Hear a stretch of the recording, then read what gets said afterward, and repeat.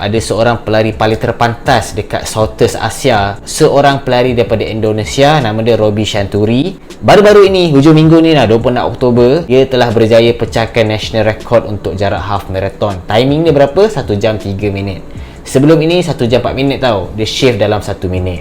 Siapa dia ni? Baru-baru ni juga, dalam beberapa bulan yang lepas, dia telah berjaya pecahkan rekod untuk jarak marathon. National record dia juga 2 jam 15 minit. Hampir-hampir dapat sub 2 jam 15 minit. Kalau kita comparekan antara dia ni dengan Japan lah, walaupun mungkin agak jauh, tapi aku sengaja nak comparekan sebab dalam jarak marathon ni, kalau kita comparekan dengan Kenya, Ethiopia, memang jauh. Kita paling dekat, kita comparekan dengan Japan.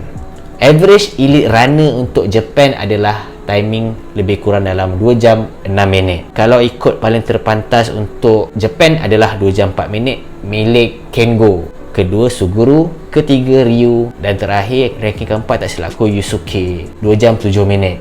Walaupun facility training di Indonesia agak berbeza jauh sekali berbanding dengan facility di Japan sana, dengan culture yang berdekad lamanya dalam sukan maraton, tetapi dia ni masih lagi boleh cuba untuk pecahkan dia punya potential dalam jarak long distance running. Itulah yang hebatnya.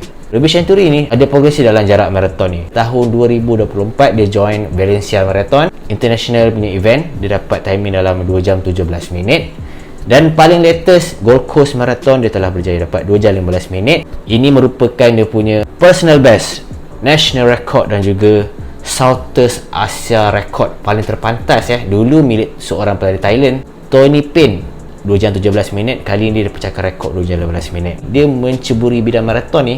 Banyak je untuk world record holder jarak maraton pun usia muda juga. Yang aku sebutkan tadi, 4 pelari elite Japan, rata-ratanya diorang pun berlari pada usia muda tau. Nombor 1 2 jam 4 minit tu, dia berlari, dia buat pecahkan national record adalah pada umur 26 tahun. Dia dah pecahkan national record 2 jam 4 minit. Korang anggaplah pencapaian dia dapat ni sebagai motivasi untuk korang terus berlatih, okey? So saya nak ucapkan tahniah kepada Roby Shanturi. Semoga sukses selalu. Bye bye.